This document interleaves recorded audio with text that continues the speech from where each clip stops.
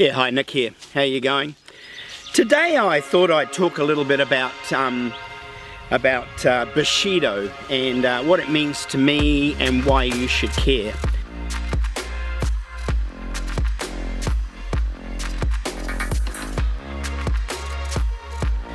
So the interesting thing about having a serious illness, be it a stroke or a heart attack or in my case cancer, is that it becomes a default setting for how you think, how you feel, how you look at your own health going forward. And in the last month or so I've had some pretty weird things going on in my body and obviously having had cancer and still being here, we're very fortunate. Immediately everything goes back to, God, I wonder if it's cancer's come back and it's starting to spread, and then suddenly it brings up that trauma of your serious illness all over again, and you relate to it as that's the new you, that's the new starting point for everything that goes forward in your life. And so people who have gone through a serious illness or had a trauma in any way, it very soon becomes their default setting for how they look at life. So what happens then is that immediately all those emotions that you had when you had the trauma come back into your life, and you start looking at things like, am I going to die? So I've just managed to survive for the last 5 years, and what? I'm going to be robbed of it right now, just when I started to get my stuff together and, you know, starting this new life. And so once again you have to relive this whole trauma again. And it's very natural and everybody does it. And so I was very fortunate that I spent a lot of my time when I was young doing martial arts. And the thing about martial arts is that my friends and I, we kind of saw ourselves as warriors, and Bushido is the way of the warrior. And when you're young and fit and active and got a bit of testosterone, then you tend to look at Bushido as the warrior part of the way of the warrior. And so everything's around fitness, around health, around capability and fighting and, you know, all of those things that make up the martial side of martial arts. And that's fine, but also at a deeper level, if you do it for long enough, you start to realize that the way is actually the philosophy and the understanding behind the martial. And in this case, the whole point is that there are certain things that underpin all successful abilities. Doesn't matter what you're doing, whether you're doing martial arts or whether you're selling or whether you're in a sports team, or it doesn't matter, they're all the way. And the way is simply, number one, it requires integrity. So you can't cheat your way through the way. You know, you can't suddenly go, oh yeah, I'm going to watch 6 videos and then I'm going to put a black belt on and walk down the street. You're going to be in trouble, right? And so the point about it is that the way of the warrior is about integrity. And the integrity starts inside you. There's no cheating, there's no pretending, there is only you. The second one is around an open-mindedness.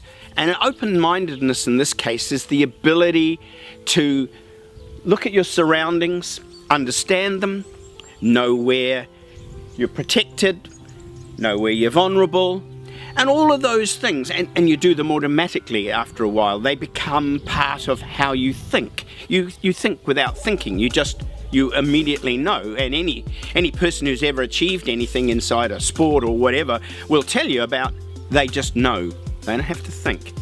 And so that's an important part of it as well. And the other is around courage, as far as the way the warrior is concerned. And courage is an interesting thing, and skill and ability, and in the martial, definitely gives you some courage as to when you're in a situation that you're unfamiliar with or you can't handle. But that isn't courage. So courage is a different thing altogether. So courage is not something that is about bravery. Courage is about an openness to accept just where we are at this point in time.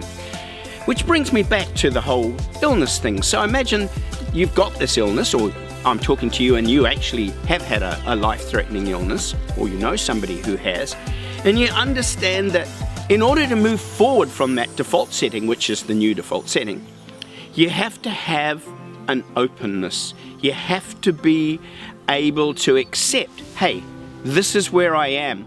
And you know, there's no going back to how I was when I'm 25. I'm here now.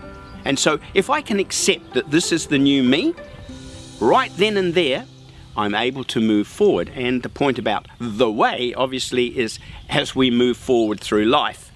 And so I'm in a very fortunate position where, you know, I have been through this life-threatening illness, and I'm fortunate that because of all my training, because of all my beliefs, because of all my exercises and hours of practice and things around developing a skill, I've now brought that into my life, and now that is my life. And so I don't become depressed when I get this event happening. I don't become fearful when I get this event happening. I accept it. I'm open to it. And therefore then I can then be free of fear and just go, okay, so how do I take advantage of what I've got? Now this might not actually sound anything to do with selling. So here's the thinking. If the first person that you have to sell to is yourself every day, what is the message that you sell yourself? And remember, you're going to believe it because, hey, you're selling it to yourself, right? So think about this. When I wake up in the morning, what is the message that I want to tell myself for the day to enable me to get through the day accepting, telling the truth, being positive, and all those things. Acceptance, telling the truth, being positive. You're going to radiate them and people are going to believe it because it's you, right? So, you know, you believe it. And so you think that when you go out and every discussion you have, every person you talk to, even if you're on the bus and you're talking to somebody, that way, that behavior, that belief is going to come out of you. And that's real. And people buy that. That's real.